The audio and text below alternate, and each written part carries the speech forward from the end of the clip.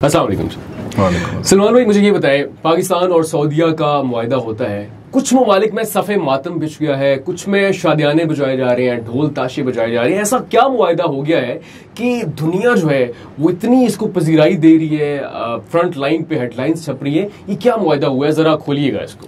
मई के अंदर जो कुछ हुआ पहलगाम के बाद, तो उस वक्त भारत की जो मिसकैलकुलेशन थी अबाउट पाकिस्तान, ये यहाँ पे इस मुआहदे पे आने से पहले ये बात समझना बहुत ज़रूरी है और इसको बार बार दोहराना चाहिए। भारत का एक स्ट्रेटेजिक डिज़ाइन था कि जनूबी एशिया के अंदर बिलखुसूस वो एक न्यू नॉर्मल की जो डॉक्ट्राइन है उसको इस्टेब्लिश करेगा। न्यू नॉर्मल क्या है? न्यू नॉर्मल ये है कि अगर आपने पिछले से पिछले हफ्ते, नहीं सिर्फ 2 हफ्ते पहले बल्कि 1.5 हफ्ता पहले कतर के हमले के बाद आपने देखा होगा कि एक ही रात में 9 दारुल हुकूमतों पे इजराइल ने बमबारी की। तो अपने खत्ते के अंदर वो एक न्यू नॉर्मल इस्टेब्लिश कर चुके, जब चाहे, जिस वक्त चाहे, जिसको चाहे वो अटैक कर सकता है और कोई उसका कुछ बिगाड़ नहीं सकता, क्योंकि वो ना सिर्फ ये कि वहाँ का हेजमॉन है बल्कि उसके पीछे दुनिया की बड़ी ताकतें भी खड़ी हुई हैं। सेम वही किरदार भारत चाहता था जनूबी एशिया के अंदर, लेकिन उसके रास्ते में जो सबसे बड़ी रुकावट थी वो पाकिस्तान थी। अभी भी उसके साथ रास्ते में सबसे बड़ी रुकावट पाकिस्तान ही है। और भारत ने पिछले 20-25 सालों के अंदर, जब से ये वॉर ऑन टेरर शुरू हुई थी, इस वॉर ऑन टेरर का और इस टेररिज्म के मंत्रा का फ़ायदा उठाते हुए पाकिस्तान को डिप्लोमेटिकली आइसोलेट करने की पॉलिसी अपनाई थी। और उसके अंदर उसने मुख्तलिफ मल्टीलैटरल फोरम्स जो थे उनको भी उसने इस्तेमाल किए थे, जिसमें यूनाइटेड नेशंस था, यूएनएससी के अंदर बहुत सारे पाकिस्तानियों को उसने लिस्ट करवाया टेररिस्ट के तौर पे। फैटफ था, फैटफ के ऊपर उसने काम किया और बहुत सारे इस तरह के उसने काम किया। और उसने बाकायदा बमागे दहल का कि हम पाकिस्तान को पूरी दुनिया में अकेला छोड़ देंगे, करवा देंगे, और पाकिस्तान को टेररिज्म का हब और टेररिज्म का एक्सपोर्टर और पता नहीं क्या कुछ का, आपको सब याद होगा। इस सारे के बाद सिर्फ एक काम रह गया था, ये था कि पाकिस्तान की जो न्यूक्लियर डॉक्ट्राइन है इसको उन्होंने कहना शुरू कर दिया कि पाकिस्तान सिर्फ ब्लफ करता है, ये कभी भी न्यूक्लियर मारेगा नहीं, नंबर 1। और नंबर 2, पाकिस्तान इकोनॉमिकली चूंकि आइसोलेट हो चुका है, डाउन ट्रॉडन है, टेररिज्म की वजह से तबाह हाल है, आपस में पॉलिटिकल पोलराइजेशन है, लोग एक दूसरे को गालियां दे रहे हैं, एस्टेब्लिशमेंट अवाम को, अवाम एस्टेब्लिशमेंट को गालियां दे रही है।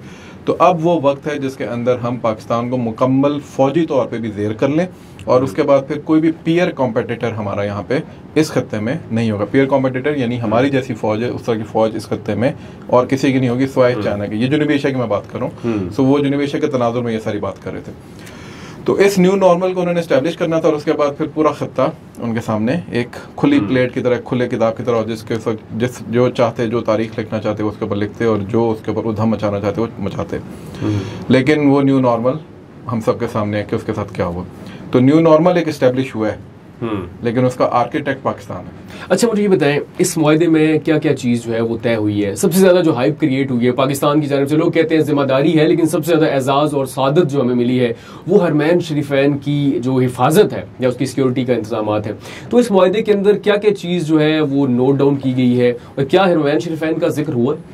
अच्छा देखें, एक तो ये कि ये बात जो मैं पिछले से गुज़श्ता पे व्यवस्था करता हूँ इसको, तो उस वजह से पाकिस्तान चूंकि एक फौजी कुव्वत के तौर पे उभरा है, तो इसलिए अब हरमैन शरीफैन के जो लोग हैं या गल्फ के जो लोग हैं उन्होंने पाकिस्तान की तरफ देखना शुरू किया और पाकिस्तान के अंदर तुर्की की तरह पाकिस्तान भी एक दोबारा से उसी तरह की फौजी ताकत के तौर पे उभर के सामने आया।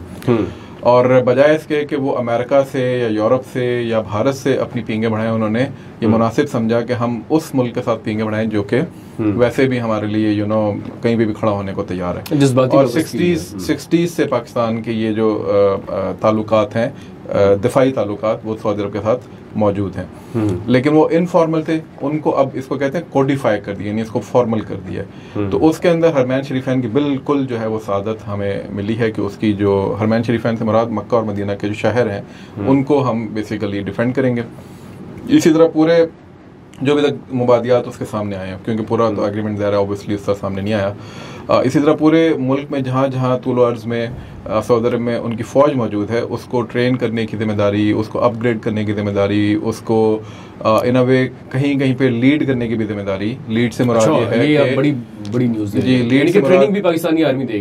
ट्रेनिंग से मुराद ये कि उनको ऑब्वियसली जो आपके फाइटर जेट्स ने जो कुछ किया और जो आपकी ज़मीनी अफवाज ने और बहरी अफवाज ने जो कुछ किया है मई के अंदर, उसके बाद वो चाहते हैं कि उनकी फ़ौज को भी उसी लेवल के ऊपर अपग्रेड किया जाए। ठीक है। दूसरा ये कि एक आर्टिकल 5 है नाटो का, जिसके अंदर वो बेसिकली कहा जाता है कि जी कि अगर एक यूरोपियन मुल्क पे हमला हुआ तो पूरे यूरोप के ऊपर और बिलखसूस अमेरिका पे भी वो हमला गर्दाना जाएगा। इसी तरीके से इसके अंदर भी है कि अगर सऊदी अरब पे हमला हुआ तो पाकिस्तान पे हमला गर्दाना जाएगा, और पाकिस्तान में हमला हुआ तो सऊदी अरब पे हमला गर्दाना जाएगा। इसके अलावा एक उसमें वर्ड बोला गया जॉइंट डेटरेंस का। जॉइंट डेटरेंस है, ये बेसिकली इधर आके पूरी दुनिया के कान खड़े हैं और इधर आके पूरी दुनिया जो है ना वो हुई है, जिसे आप कह रहे हैं ना कि सफ़े मातम और खुशी की शादियां दोनों जो बज रहे हैं वो इस बात पे बज रहे हैं। जॉइंट डेटरेंस जो है वो बेसिकली लोग ट्रांसलेट कर रहे हैं न्यूक्लियर के हवाले से।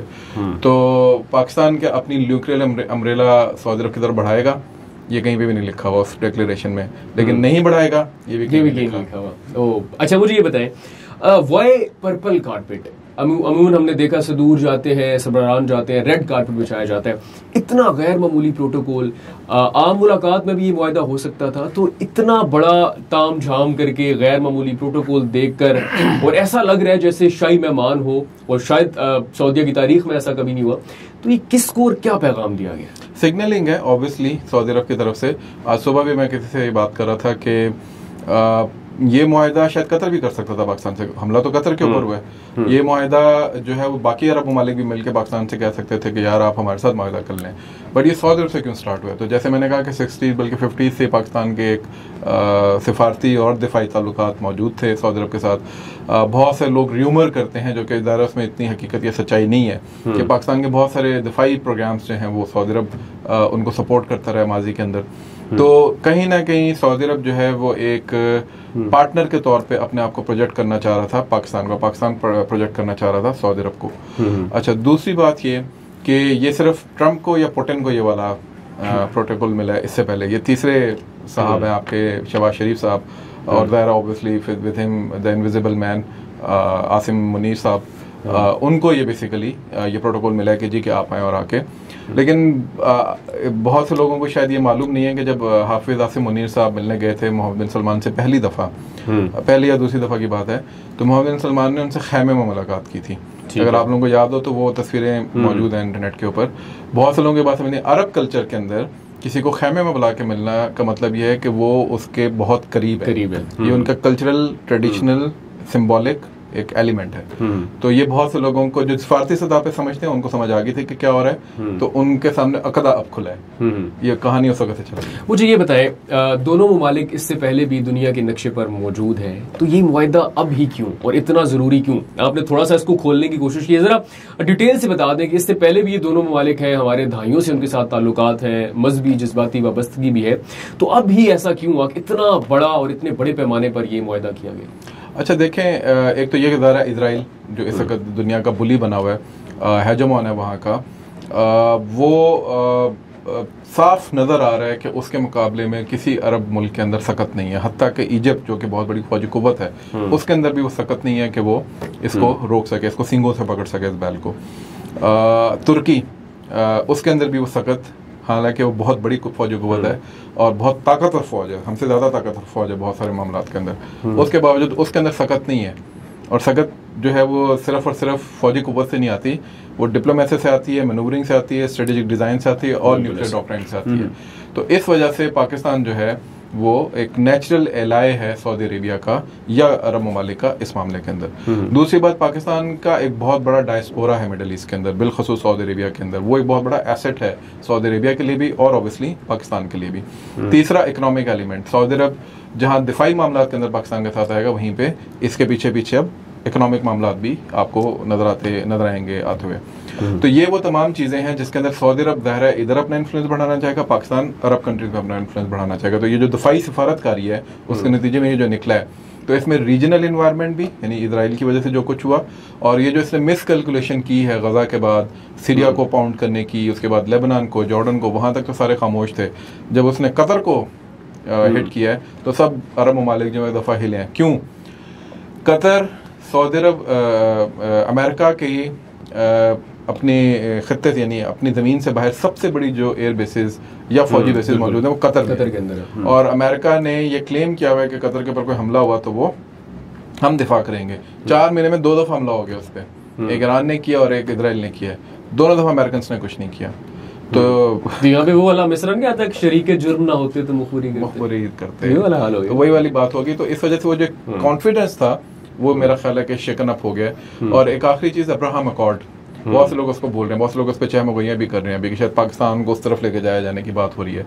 लेकिन मेरे नज़दीक ये इस दिफाई मामले की वजह से, इस दिफाई ताल्लुक की वजह से अब्राहम अकॉर्ड जो है वो अब पहली कैजुअलिटी शायद बन जाएंगे। ठीक है। और उसकी वजह यह है कि अब्राहम अकॉर्ड के साथ जिस बात पे मोहम्मद बिन सलमान बार बार लेकर आने की कोशिश कर रहा था अमेरिकन एडमिनिस्ट्रेशन को, वो बेसिकली उसी नाटो तर्ज के ऊपर नेशनल सिक्योरिटी प्रोविजन की थी, which Americans couldn't give. So naturally they have changed their course of action. Salman भाई, आपको क्या लगता है कि इस मुआहदे के बाद ये ताकत का जो एक तवाजुन है खित्ते में, ये तब्दील होता हमें 10 मई के बाद ही नजर आना शुरू हो गया? अब एशिया के अंदर, मिडल ईस्ट के अंदर और खास तौर पे अरब ममालिक में क्या ये तवाजुन तब्दील होने जा रहा है? और पाकिस्तान जो कभी हमें लगता था, हमने बहुत नेगेटिव बातें सुनी है अपने मुल्क के बारे में, हमें तो किसी शुमार में नहीं गिना जाता था, अब हम वो चौधरी बन गया कि हमसे पूछ के फैसले होंगे। पाकिस्तान कभी भी कमी नहीं था जी। वो आपकी जनरेशन के लिए कुछ अरसे तक कमी नहीं रहे। हम लोगों से पूछे ना, जो रहे हैं 90s के अंदर पले बढ़े हैं या 80s में पैदा हुए हैं, तो we know, we have seen that Pakistan. हमने तो 20-25 साल आपने तो 20-25 साल में देखा ना, हमने तो, मुझे 40 साल हो गए हैं, तो अल्लाह का शुक्र है मैंने वो वाला पाकिस्तान देखा है जिसने पहले भी नाको चना चबाए हैं। तो कभी भी, मैं आज बड़ी अच्छी बात, मेरे दोस्त हैं फहाद चिश्ती, उन्होंने ट्विटर पे लिखा था कि Pakistan is too strategic to be ignored and too vital to be avoided. तो ये रियलिटी है पाकिस्तान की। तो आप जो मर्जी कर लें, आप जिस तरह मर्जी इधर उधर घूमने की कोशिश कर लें, आप इंडिया को लिंचपिन कह लें, आप अफगानिस्तान को $40 मिलियन पर मंथ दे लें, आप कुछ भी कर लें, यहाँ पे at the end of the day you will have to sit down with us। अच्छा तो सलमान भाई, ये रेलेवेंस है। टैग लाइन एक चल रही है कि सऊदीया पे हमला, पाकिस्तान पर हमला, और पाकिस्तान पर हमला, सऊदीया पर हमला। इसका इम्पैक्ट जो है वो हमें नजर आ रहा है एक ही मुल्क में, वो हमारा हमसाया मुल्क है भारत। ये बताएं अभी वहां पर क्या सूरत हाल है? मैंने बड़ी अजीबोगरीब सी सूरत हाल, हेडलाइन सुनी है, सफ़े मातम तो खैर बिछा हुआ है, तो कितना असर पड़ा है भारत पर इस मुआहदे के बाद? ऑब्वियसली देखें, भारत के तो जैसे कहते हैं कि सांप सूंघ जाना, तो इनिशियली तो ये मामला हुआ है। वो पूरी रात जवाब देने के उसमें, यानी 10-17 का उन्होंने जवाब दिया सुबह के टाइम, और वो ज़ाहिर है पूरी रात सोच के, उसको कैलिब्रेट करके, उसको समझ के फिर उन्होंने वो जवाब निकाला है कि अब वो एक फिक्स में है। उनका स्ट्रेटेजिकल है इजराइल है। अगर वो इस मुआहदे के बारे में ये कहते हैं कि हमें इससे कोई एतराज़ नहीं है, तो इजराइल नाराज़ होता है। अगर वो कहते हैं कि हमें एतराज़ है, तो सऊदी अरब नाराज़ होता है। तो वो एक फिक्स में है। इस वक्त बेनिफिट किसके पास? अल्हम्दुलिल्लाह, यानी जैसे कहते हैं ना, पांचों घी में सर कढ़ाई में, वो पाकिस्तान का है।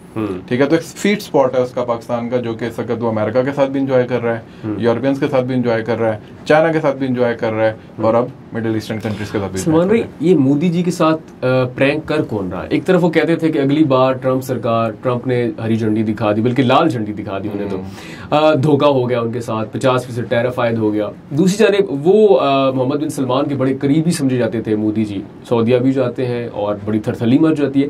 तो ये उनके साथ हो क्या रहा है? जहां भी जाते हैं वहां से उल्टे पांव भागने की कोशिश करते हैं।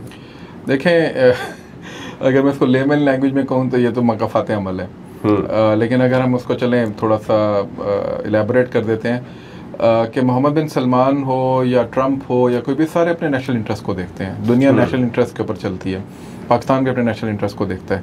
तो कल तक उनको अपना नेशनल इंटरेस्ट नहीं नजर आ रहा होगा पाकिस्तान के साथ खड़े होने में या पाकिस्तान को सपोर्ट करने में, आज उनको नजर आ रहा है। और ये कैसे नजर आए? अगेन वही 10 मई बुनियानुम मरसूस जो है या मार्का हक जो है, उसने बेसिकली स्ट्रेटेजिक पैराडाइम या सिक्योरिटी पैराडाइम को चेंज कर दिया।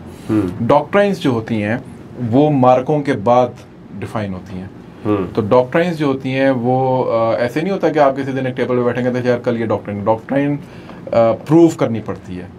तो वो आपने प्रूव की ना मैदान के अंदर, जब वो मैदान में प्रूव हो गई तो उसके बाद फिर एक नई दुनिया जो है वो उस डॉक्ट्राइन के मुताबिक अपने आप को शिफ्ट कर रही है। अब ये इसका आप इम्पैक्ट देखें कि जो लोग इसको सिर्फ जनूबी एशिया का मार्का समझते थे, उनकी आंखें खुल जानी चाहिए। ये पूरी दुनिया के ऊपर इसने रिपल इफेक्ट्स भेजे हैं। 2 न्यूक्लियर स्टेट्स आपस में लड़ी और दुनिया की सबसे बड़ी डॉग फाइट हुई, और उसके अंदर फातेह कौन बन के निकला? आपका अपना मुल्क पाकिस्तान। तो अच्छा, उसने पूरी दुनिया का जो एक सिक्योरिटी पैराडाइम है उसको चेंज कर दिया। सलमान भाई, एक मैंने व्लॉग किया, लोग कमेंट कर रहे हैं कि जो मुल्क अपनी हिफाजत नहीं कर सकता वो सऊदीया की हिफाजत करेगा। तो क्या सऊदीया को मालूम नहीं था कि ये मुल्क जो है, जो खुद अपनी इतनी बड़ी जंग के बाद बच निकला है, वो हमारी भी हिफाजत कर सकता है? तो आप इस पे क्या कहेंगे? ये लोग ऐसे तबसरे क्यों कर रहे हैं? अब भी उनको अंदाजा नहीं है कि पाकिस्तान कितनी स्ट्रॉन्ग पोजीशन में? देखें लोगों की क्या, वो आप तो शायर आदमी है, क्या लोगों की बातें हैं कहने दो उनको, क्या वो शेर है। तो कुछ तो लोग कहेंगे, लोगों की आदत है कहने की जो भी, तो वो ये वही मोहल्ले के वो लोग हैं। सही है, ठीक है। तो ये आएंगे, कहेंगे, ठट्टा करेंगे, बात करेंगे, ताना देंगे और उसके बाद वो निकल जाएंगे। ये इस वजह से है क्योंकि देखें, और ये मैं किसी उस एक पेट्रोटिक उसके एलिमेंट में नहीं कह रहा, ये एक रियलिटी है, दुनिया की रियलिटी है कि दुनिया में कुछ भी ऐसा होता है जिसके अंदर एक छोटा मुल्क जो कि स्टेटस को के खिलाफ खड़ा हो, वो अचानक उठ के किसी ऐसी पोजीशन के ऊपर पहुंच जाए जहाँ पे वो बड़े दुनिया के जो ऑर्डर्स हैं उनको ना सिर्फ ये कि चैलेंज करना शुरू कर दे बल्कि उस क्लब का हिस्सा भी बन जाए।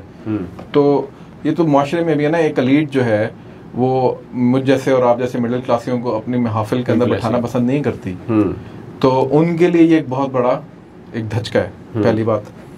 दूसरी बात ये कि जो ये कहा जाता था अगर डोमेस्टिक एंड पे देखा जाए कि जी के उम्मत मुस्लिमा का लीडर तो XYZ है, तो उनके लिए बहुत बड़ा धचका है। मैं नाम मुझे लगता है ज्यादा है उनके लिए। हाँ, तो उनके लिए बहुत बड़ा धचका है क्योंकि मतलब आप ये बात समझ ही नहीं सके अपने सियासी बयानिए के पीछे पड़ के अंधे मुकल्लद बन के कि रियासतें रियासतों से डील करती हैं, हुकूमतों से और शख्सियात से डील नहीं करती। इवन शहबाज शरीफ, हाफिज आसिम मुनीर साहब भी एक हद तक ही है ना, उसके बाद कोई और आ जाएगा। तो रियासतों के मसाइल होते हैं, रियासतों के मामलात होते हैं। आप किसी इल्यूजन के अंदर थे इसलिए आप शौक में हैं, और जो रियासतें शौक के अंदर हैं उसमें हम बात कर चुके हैं। वो स्टेटस को एक्सेप्ट कर चुकी थी, वो ये समझती थी पाकिस्तान एक गई गुजरी दास्तान है और उसको तो अब जो है वो हम बस किस्सा पारीना समझ के कभी तारीख की किताबों में पढ़ा दिया करेंगे, एक मुल्क होता था पाकिस्तान। तो उन सब के लिए ज़रा एक शौक है। अच्छा, इसमें आखिरी सवाल है मेरे पास। एक साउथ एशिया इंडेक्स की एक रिपोर्ट है जिसमें वो कह रहे हैं कि सऊदीया के बाद बहुत सारे और बड़े जो अरब ममालिक हैं वो पाकिस्तान के साथ दिफाई मुआहिदा करने जा रहे हैं। 2 और ममालिक, इसमें क्या रियलिटी है, जरा खोले ना। 2 और ममालिक की रिपोर्ट है। नाम ऑब्वियसली मैं इसलिए नहीं यहाँ पे बता सकता क्योंकि वो अभी ना डिक्लेयर्ड है ना वो फाइनलाइज्ड है, but it is been reported by diplomatic and obviously political sources यहाँ पे, और कुछ मेरे भी जानकारी जिनसे है उन्होंने बात की है। तो 2 शायद और ममालिक जो हैं, उम्मीद है कि जल्द आपको इस मुआहिदे में आते हुए नजर आएंगे।